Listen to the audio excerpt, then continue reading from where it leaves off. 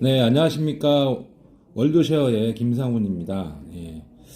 네, 오늘 방송에서는 2022년에 유행하고 있는 이 스캠 프로젝트의 유형, 즉, 이런 사기 목적으로 프로젝트를 사칭해서 사업을 진행하고 있는 이런 사기 업종에 대해서 어떤 유형들이 있는지 우리가 좀 잘 알아봐야 되겠죠.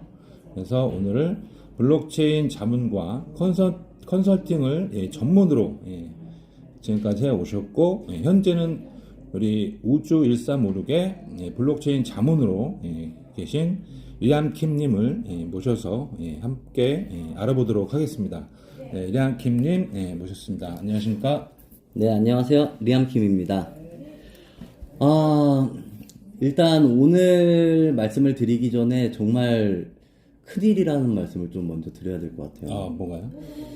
지금 2022년 들어가지고 사기수법은, 블록체인을 이용한 사기수법은 나날이 발전을 해왔고, 이제는 전문가도 이거를 판별할 수 없겠다 싶을 정도로 정말 치밀하게 준비되어 있는 사기들이 많고, 정말 많은 사람들이 당할 수 있을 만한 그런 대중적인 사기도 지금 많아서, 오늘 이 시간에는 그런 스캠 프로젝트들, 블록체인을 활용한 스캠 프로젝트들이 어떤 유형이 있고 어떻게 그 행각을 벌이고 있고 우리가 조심을 해야 될지에 대해서 한번 말씀을 드려볼 테니 꼭 경청을 해주시기 바랍니다.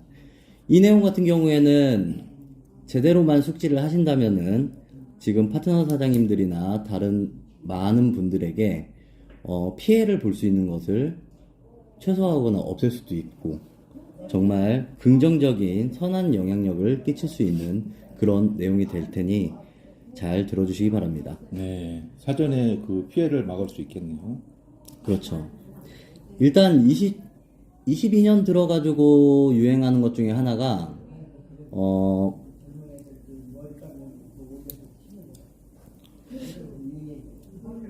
바로 지금 여기 화면에 보시는 대로 마케팅 회사에서는 텔레그램, 카카오톡, 위챗, 우리가 흔히 코인을 하면 많이들 하고 있는 메신저들이죠. 네네네.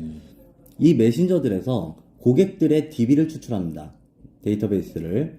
뭐 전화번호라던가 이름이라던가 그런 것들을 추출을 하는데, 물론 여기에 참여해가지고서 있는 사람들은 다 코인을 하는 사람들이겠죠. 코인을 하는 방에서 DB를 추출하기 때문에 코인을 하는 사람들의 전화번호를 갖고 있으니 마케팅 회사 입장에서는 코인을 홍보하기에 좋고요. 그렇게 추출한 DB를 갖고서 이제 프로젝트사들이랑 딜을 합니다. 일단 프로젝트사들이 먼저 의뢰를 하고요. 그러면은 마케팅 회사에서는 우리 회사는 고객 DB를 10,000개를 갖고 있습니다. 20,000개를 갖고 있습니다. 그렇게 설명을 하고서 나서 계약을 맺습니다.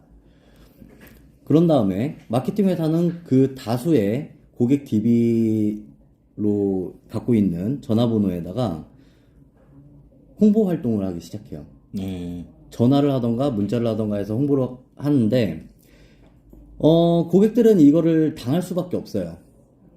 왜냐면은 지금 뭐 현재 상장되어 있는 코인을 팔겠다. 그것도 지금 현재 10,000원에 상장되어 있는 코인인데 뭐 갖가지 이유를 대죠. 이건 뭐 임원 물량이다, 혹은 뭐 내부 팀 물량이다, 원래는 나올 수가 없는 건데 어렵게 구했다, 갖가지 핑계를 대면서 10,000원짜리를 1,000원에 팔겠다고 합니다. 실제로 그 코인을 검색해보면은 거래소에 10,000원에 등재되어 있어요. 그러니 당연히 일반인들 입장에서는 10,000원짜리를 1,000원에 준다고? 그러면 당연히 사야지. 이런 기회가 나한테도 오는구나 싶겠지만, 사실 여기에는 크나큰 함정이 있죠. 일단 마케팅 회사 입장에서는 고객들한테 그렇게 권유를 하고서 와서 자금을 모집합니다. 그런 다음에 그 자신들한테 의뢰한 프로젝트 회사한테 그 자금을 제출하고 코인을 받아오겠죠. 그런데 그 받아온 코인 같은 경우에는 락이 되어 있는 코인이에요. 네. 보통은 3개월에서 길게는 6개월까지 락이 걸리고, 3개월 락을 기준으로 하더라도 시장 상황이 얼마나 급변하는지 아실 거예요. 거기다가 프로젝트가 건실한 로드맵을 갖고 있지 않고 마일스톤을 달성하지 못하면은 가격 같은 경우에는 한순간에도 무너질 수 있는 거고 회복하기 어려울 수도 있는 부분인데, 일단 피해자들 입장에서는 내가 싼 값에 샀으니 설마 그 가격보다는 떨어질까 하는 마음에 락이 걸려 있다고 해도 삽니다. 그렇게 3개월 락 이후에는 너무 저평가된 가격 때문에 팔 수 없게 되는 경우도 발생하고요. 그렇게 락된 코인을 받은 다음에 마케팅 회사는 회사한테 요청을 합니다. 수당을 달라. 예를 들어서 마케팅 회사가 100억어치 코인을 판매를 했다고 하면은 한 20억을 달라. 이렇게 요구할 수 있겠죠. 그렇게 마케팅 회사는 이득을 챙기지만 고객들이 의심하는 거에 대해서 마케팅 회사는 이렇게도 말합니다. 지금 저희가 이렇게 어렵사리 물건을 구해드린 이유는 수익 나면 그 중에서 10%만 양심적으로 나중에 주세요. 근데 그거는 주던 안 주던 상관없는 얘기가 됐죠. 마케팅 회사는 이미 20억을 챙겼으니까. 네, 이런 식으로 우리가 메신저, 인터넷 환경 이런 거가 많이 발전하다 보니까 마케팅 회사들이, 물론 여기서 말하는 마케팅 회사는 건전한 마케팅 회사들을 이야기하는 게 아닙니다. 이렇게 비양심적으로 프로젝트사의 이득을 채우고 본인들의 이득을 채우기 위해서 다수의 피해자를 양산하는 마케팅 회사가 종종 있다는 말씀을 드리는 거고요. 이런 피해로 솔직히 저희 부모님도 이런 전화 권유를 받고서 와서 저한테 문의를 하시더라고요. 당할 뻔하셨어요. 진짜 조심해야 되고 가장 흔하게 빈번하게 발생하고 있는 올해의 사기 유형입니다. 자, 이렇게 코인을 구매를 하게 되었다면 다음엔 어떤 일이 일어날까요? 자, 10분의 1 가격의 판매 코인의 시나리오입니다. 우리가 최초 구매할 때 당시에 거래소에서 100원에 거래되고 있는 코인을 구매했다고 상정을 해보겠습니다. 그때 당시에 우리 구매가는 10원이었죠. 10분의 1이니까요. 자, 1차 물량이 풀리는 지점에서는 대략적으로 50원 정도의 가격을 형성하고 있네요. 50 몇 원 이렇게 되니까 나 10%만 팔아도 원금의 절반을 회복하네? 이런 생각을 갖고 나머지 90%를 팔 생각에 설레어하지만, 이렇게 1차 풀렸을 때 10% 풀리고 2차 풀렸을 때 10% 풀렸을 때는 물론 여기에서도 한 25원 정도의 거래를 했다고 치더라도 지금 그래서 우리는 원금의 75%를 챙겼죠. 하지만 3차, 4차 가서는 플러스 알파 되는 게 없습니다. 거의 수익이 나질 않아요. 수익뿐만 아니라 팔아봤자 돈도 안 되고 사가줄 사람도 없는 차트가 될 가능성이 큽니다.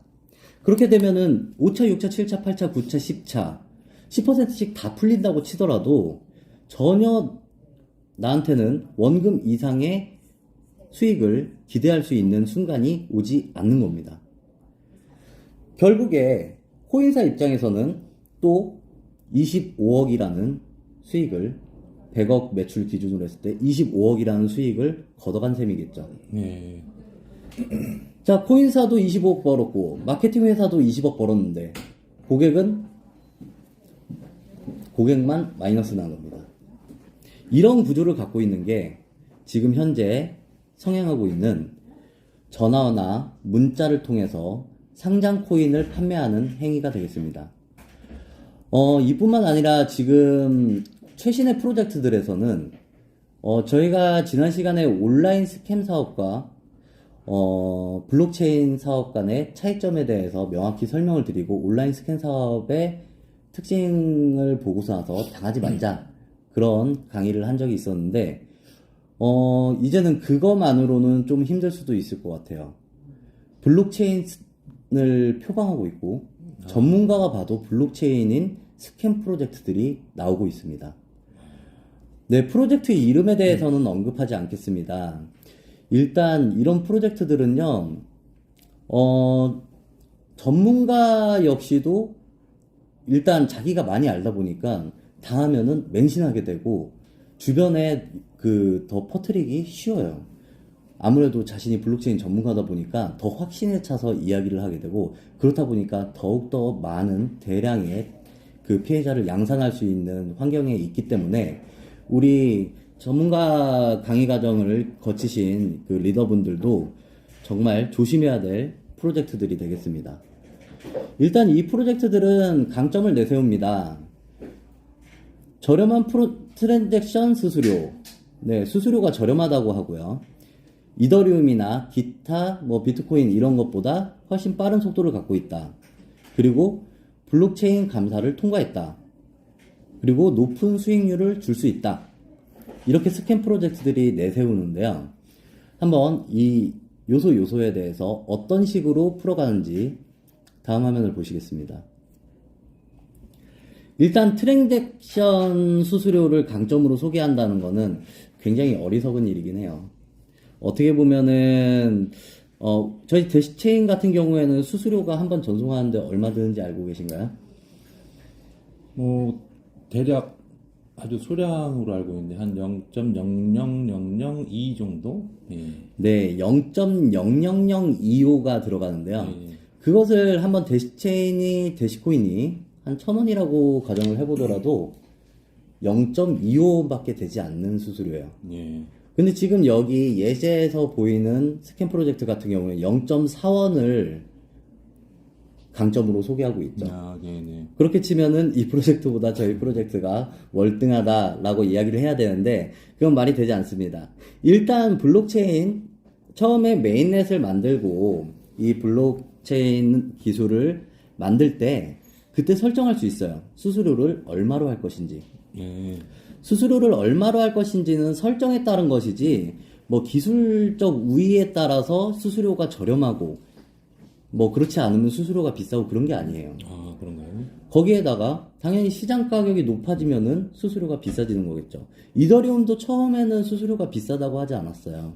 다만 이더리움 가격이 높아지고 아무래도 좀 더 빠른 속도로 보내기 위해서는 가스값을 높여야 되다 보니까 가격이 비싸진 거지. 애시당초에 이더리움조차도 수수료가 비싸지 않았었습니다. 일단 트랜잭션 수수료를 강점으로 소개하는 것 자체가 이거는 소비자를 기만하는 행위라고 생각을 합니다. 아, 네. 설정할 수 있는 값일 뿐이고 가격에 따라서 얼마든지 변동이 가능한 건데 그것이 프로젝트의 우위를 결정짓는다? 그렇게 소개하는 것 자체가 스캔 프로젝트가 이거 진행하는 방법이 되겠습니다. 여기 보시면은 코인 전송 속도들이 대부분 나와 있는데요. 왼쪽에 보이는 영어로 되어 있는 부분들은 거의 즉시 된다는 뜻이고, 나머지 코인들도 굉장히 빨라요. 다만 비트코인은 40분, 이더리움은 5분 이렇게 되어 있는데, 이건 시장 조사 전문기관인, 스타티스타에서 발표한 기준이고요. 우리 이더리움 같은 경우에 5분이 걸리는데, 그렇다고 해서 시간이 이렇게 오래 걸리는데 나쁜 체인이냐? 그렇다고 볼 수도 없습니다. 이 트랜잭션 속도라는 거는요, 사실 우리가 블록체인이 갖고 있는 한계성을 좀 생각을 해봐야 되는 부분이거든요. 일단 블록체인의 트릴레마라고 불리는 속도, 안정성, 탈중앙성 이 세 가지가 공존하면서 다 우수할 수는 없다. 그게 이 블록체인의 트릴레마거든요.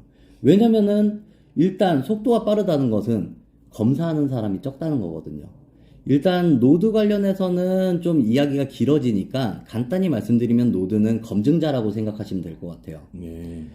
결국 이 전송건이 이 트랜잭션이 맞냐 틀리냐를 검증하는 건데 그 검증하는 사람이 한 명이면 한 명만 승인하면은 바로 통과가 되겠죠. 100명이면 100명 다 승인한 다음에 통과가 되겠죠. 그런 식으로 이 안정성과 속도 간에는 이런 절대 공존할 수 없는 그런 모습으로 존재하고 있습니다. 아무래도 적은 인원을 두면은 안정성이 떨어질 테고 그렇겠죠. 지키는 사람이 많을수록 검증한 사람이 많을수록 더 올바른 값을 통과를 시키고 해킹 같은 거에도 취약하지 않을 수 있겠죠. 그래서 시간이 오래 걸린다고 해서 나쁜 건 아니군요. 네, 여기 뉴스에서도 보시면은 속도가 빠르면 좋은 블록체인일까? TPS를 보는 두 시선 해서 있는데, 여기 말미에 보시면은 데이터 무결성을 검증하는데 가치 있는 프로젝트에서는 단점으로 작용하지 않는다라고 합니다. 네. 결국에 안정적인 것을 더 추구하는 프로젝트에서는 속도가 느린 것이 굳이 문제가 되지 않는다. 네, 네. 데스체인 역시도 속도가 굉장히 빠른 블록체인이에요. 그렇지만 좀 더 안정성을 추구하기 때문에 지금 정도의 속도를 보이고 있는 것이고요. 그렇다고 해서 절대 뒤떨어지는 기술의 그 체인은 아니다라고 말씀을 드릴 수 있는 거죠. 그렇기 때문에 속도 갖고 쏴서 이야기하는 것은 스캔 프로젝트들이 진짜 내세울 수 있는 말도 안 되는 이야기도 합니다. 더군다나 트랜잭션 속도 같은 경우에는 측정 방법에 따라서도 다르고 환경에 따라서 다르고 굉장히 많이 달라요. 그 기준이 너무 다르기 때문에 어떤 프로젝트가 10만 TPS를 달성했다, 100만 TPS를 달성했다 이렇게 말하는 것은 사실 확실히 검증된 그 공통적으로 통용이 되는 그런 수치라고 이야기하기는 좀 어렵다는 말씀도 드립니다. 자, 이번에는 좀 프로젝트 이름이 좀 들어가 있는데요. 예전에 현대코인이라고 논란이 있었죠. 그 현대코인이라고 불리던 이 코인 역시도 일단 블록체인 감사에서 통과했다는 내용의 기사 일부입니다. 일단 스캔 프로젝트들도 요즘 전문가들도 이것저것 확인을 할 거 아니에요. 네. 그 확인하는 것 중에서 블록체인 감사 받았느냐, 거래소에서도 사실 이거 확인을 하거든요. 이 감사를 받아야 거래소에 상장될 수 있습니다. 결국 이 코인이 발행되는 데 있어서, 토큰이 발행되는 데 있어서 올바른 방법으로 발행이 되었고 그거에 대해서 문제가 없는지에 대해서 검사를 하는 건데, 이 블록체인 감사기관에서 검증을 했다고 해서 이 프로젝트가 스캠이 아니다는 성립하지 않습니다. 아, 네. 왜냐면 코인은 진짜 코인을 쓸 수 있죠. 이더리움 스캠 아니잖아요. 네, 네. 하지만 이더리움 갖고서 얼마든지 스캠 프로젝트를 진행하는 모습을 봐왔었죠, 우리가. 그렇죠. 몇 개의 회사들이 있었죠. 네네. 그렇기 때문에 이 보안 감사를 통과했다. 이 내용 갖고는 스캠이다 아니다를 판단할 수는 없고요. 그리고 지금 이 내용으로 홍보하고 있는 모 프로젝트의 그 상황을 보니, 제가 그래서 보안감사기관이 서틱에 한번 접속해서 그 프로젝트를 검색해 봤습니다. 근데 이미 감사 사이트에서는 추적 리스트아웃이 되어 있어요. 보니까 그 무료 3개월 이용이 끝났더라고요. 아, 네. 그래서 이제 정보가 표시되지도 않아요. 다만 그 전에 감사 내용을 볼 수 있었는데 12개의 문제 중에서 주요한 문제가 4가지가 있고, 그 주요한 문제는 여기 중앙 집중화라고 되어 있는데 키 관리가 오너 한 명에 의해서 관리가 되더라. 그래서 전체 발행량에 대해서 너무나도 위험한 그 상황을 갖고 있다. 그 오너의 컴퓨터나 그런 것들이 해킹이 되어서 유출되거나 아니면은 오너의 단순 변신만으로도 이 프로젝트는 위태위태하다라고 이야기하고 있는 겁니다. 자, 이거는 해당 프로젝트의 블로그에서 발췌한 그런 소개인데요. 소개에서는 수당을 굉장히 많이 이야기를 하고 있어요. 그래서 연 300%, 즉, 나 홀로 그냥 투자를 해도 연 300%에 해당하는 수익을 가질 수 있다. 그리고 추천을 하면은 추천 수익이 들어오는데 그거 역시도 잘만 이용하면은 한 120% 받을 수 있다. 그렇게 설명을 하고 있습니다. 물론 확인해 본 결과 거짓이고요. 지금 현재 해당 프로젝트 같은 경우에는 메인넷을 준비를 하고 있고 그 준비된 메인넷에서는 퍼센트가 더 줄었다고는 하지만 전혀 이것과 맞지 않는 그런 수익률을 보이고 있고요. 대략적으로 살펴봤을 때 한 4개월이 걸리더라고요. 원금 회수까지. 네. 그리고 6개월이 지나면 수익을 달성하는데 다만 10몇 %, 그것도 계정들을 10개 이상 세팅했을 경우에요.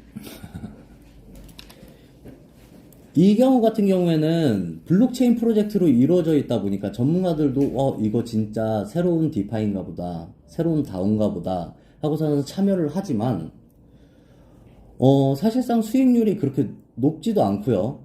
주는 그 수익 자체를 100% 다시 그 디파짓 할 때, 그러니까 투자할 때 넣었던 USDT, 우리 USDT는 지금 우리는 DKRW를 쓰지만 전 세계적으로 USDT를 많이 쓰죠. 네.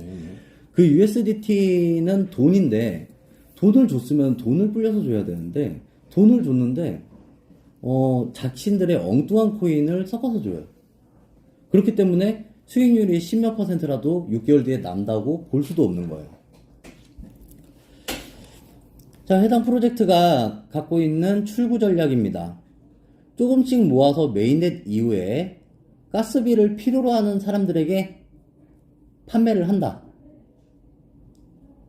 그러니까 본인들이 구매를 했고 모아서 갖고 있고 이자를 받아서 갖고 있는 그 코인들을 이제 나중에 이 생태계에서 가스비 필요로 하는 사람들이 있을 테니까 그 사람들한테 팔면은 아무런 피해자도 만들지 않고 성공하는 메인넷 프로젝트가 되는 것이다. 뭐 어떻게 보면 맞는 얘기죠. 하지만 이 말이 성립을 하려면은 적어도 우주 1356이 지금 하고 있는 것처럼 네. 지금 우리 유통사업 이미 진행된 지 오래이고 통신사업도 최근에 진행을 했고 네. 이제 렌탈 사업 남아있죠. 그 밖에도 많은 정통사업들을 지금 우주 1356에서 진행을 하고 그것과 콜라보레이션으로 블록체인을 접목해가지고 지금 진행되고 있는데 당연히 여기에서 유저들이 많이 늘어날 수 있는 환경을 만든 것이고 선하게 그렇게 사업을 확장할 수 있는 기반을 만들어 놓는 것인데 이렇게 되면 수수료에 대한 의미가 있어요. 아무래도 사업이 물건이 많이 팔리고 그리고 쇼핑몰이 잘 돌아가고 렌탈 사업이 잘 되고 통신 사업이 잘 되고 이렇게 되면 유저는 많이 늘어날 테니까요. 그리고 거기에서 생기는 마진의 일부를 또 코인 소각을 위해서 쓸 수도 있겠죠. 네. 그렇게 되면은 당연하게도 코인의 가치는 올라가겠고요. 이렇게 출구 전략을 잡아야 되는데 이 프로젝트는 마냥 수익도 나는 그런 재원도 없으면서 수수료만으로도 우리가 모은 이 코인들은 다 처분할 수 있다고 말하고 있어요. 본인들이 얘기할 때 수수료는 0.4원이라고 얘기했는데 0.4원 되는 수수료로 언제 이걸 다 처리합니까? 부자가 되기 굉장히 힘들겠죠. 0.4원씩 사가는데 한 번 전송에 그게 10만 건이 일어난다고 해봐야 100만 건이 일어난다고 해봐야 몇 개씩 없어지겠습니까? 그럼에도 불구하고 몇백만 원씩 몇천만 원씩 산 이 코인을 처분할 수 있다고 출구 전략에서 이야기를 하곤 합니다. 결국에 블록체인 스캔 프로젝트 같은 경우에는요, 블록체인 전문가들은 블록체인만 보고서 와서 이건 믿을만한 로직으로 스마트 컨트랙트로 정확하게 지급하는구나 라고 생각해서 참여할 수 있지만 이렇게 재원이 어떤가를 먼저 확인해 보는 과정도 분명하게 중요하다고 말씀드릴 수 있겠습니다. 네. 자, 스캔 프로젝트는 대부분 이런 상황을 거치죠. 여기 보이는 이 마크는 테더죠. 네. 테더는 돈이라고 했고요. 자, 유저들은 테더를 스캔 프로젝트에 보내고 코인을 받아갑니다. 그런데 여기서 이자 주는 그 요즘 유행하고 있는 프로젝트들 같은 경우에는 일부는 돈으로 돌려주고 일부는 자신들의 코인으로 줘요. 네. 그러면은 자, 100만큼 들어왔는데 100만큼 이자를 받아가지고 자산이 늘어났다고 생각을 해봅시다. 원래 한 80 정도로 잡아볼까요? 원래 80만 원이었는데 100만 원만큼 늘어났어요. 그걸 인출하려고 보면은 50만 원은 돈으로 주고 50만 원은 스캠 코인으로 줍니다. 네. 하지만 아까 말씀드렸듯이 스캠 코인은 가치를 보장하지 않죠. 그렇죠.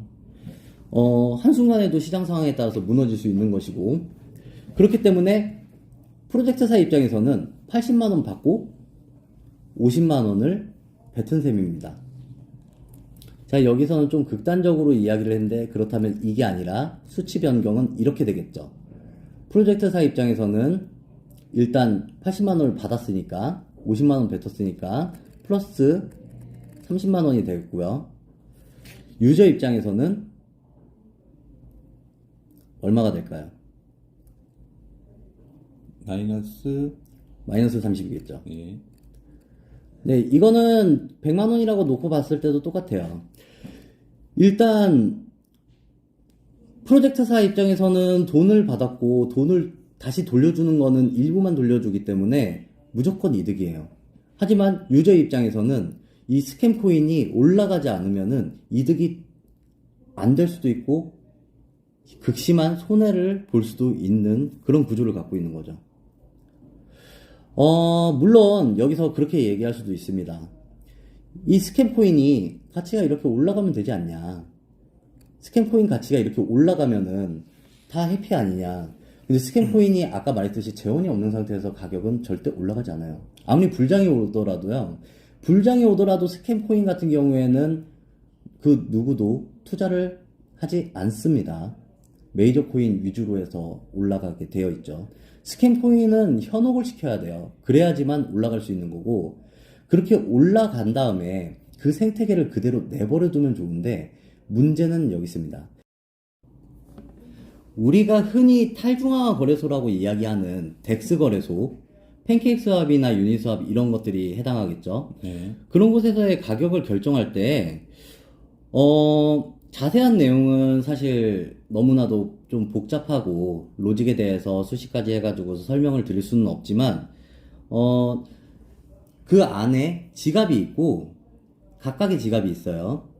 돈이 들어가는 지갑, 네. 그리고 코인이 들어가는 지갑. 그래서 그 지갑에 산다는 사람이 많냐, 판다는 사람이 많냐에 따라서 코인 들어가는 양이 다르겠죠. 네, 네. 뭐, 산 사람이 많으면은 당연히 해당 코인 들어있는 지갑에서 코인이 빠져나갈 테고, 예, 그렇죠. 그리고 돈 지갑은 늘어날 테고, 네. 판다는 사람이 많으면은 돈 지갑은 줄어들고, 해당 코인 개수는 많아지겠죠. 네. 예, 그거를 비례하게 가격이 설정되게 되어 있어요. 아, 네. 가격이 그렇게 결정되다 보니까 사실 아까 전에 여기까지는 괜찮은데 아까 전에 문제점 중에 하나가 그 보안감사에서 해당 프로젝트가 가장 문제가 됐던 거는 중앙 집권화였죠. 네. 그렇게 중앙 집권화되어 있다 보니까 오너가 키를 다 들고 있다 보니까 이 탈중앙화 거래소에다가 자신이 갖고 있는 발행되어 있는 전체 코인 수량을 다 던져버리면은 그 지갑에 있는 USDT를 자신이 다 털어갈 수도 있는 거예요. 네. 횡령이 가능하다는 거죠. 이렇듯 탈중앙 거래소 자체가 나쁘다는 건 아니지만 프로젝트 자체가 집권화가 되어 있고 건실하지 못하다면은 오히려 탈중앙 거래소는 이 오너한테 면책이 되거나 혹은 자신이 그런지도 모르게 그렇게 만들 수 있는 하나의 도구로 이용될 수 있는 그 요소가 있는 것이죠. 사실 많은 프로젝트들이 아직도 생겨나고 있고 없어지고 있고 하고 있어요. 예전 불장만큼은 아니지만 지금도 저는 주변에 다른 프로젝트들을 컨설팅을 다니고 있는데 그 프로젝트들은 정말 괜찮은 마인드를 갖고 하는 경우도 많지만 대부분 아직도 코인 하면은 돈이 벌린다. 코인 하면은 꽁돈을 얻는다. 잘만 하면은 수십억, 수백억 챙길 수 있다. 라는 그런 욕심을 갖고 시작하신 분들이 많습니다. 그렇기 때문에 이렇게 사기를 하더라도 당하시는 분들도 계시는 거겠죠. 적어도 우리 강의를 들으시는 여러분들께서는 영상에 소개되어 있는 그런 유형으로 접근해 오는 스캠 프로젝트들에는 당하지 마셔서 꼭 소중한 자기 자신의 자산을 지키시고 주변 분들의 행복도 지켜주시길 바라겠습니다. 네, 저는 여기까지입니다. 네. 네, 오늘 여러 가지 유형의 스캠 사업의 프로젝트, 이 사기 목적을 가지고 있는 이런 업체들에 대해서 여러 유형의 문제를 살펴보았습니다. 지금까지 우리 수고해주신 리암킴님께 감사드리겠습니다. 감사합니다. 네, 감사합니다. 오늘 방송은 여기서 마치도록 하겠습니다.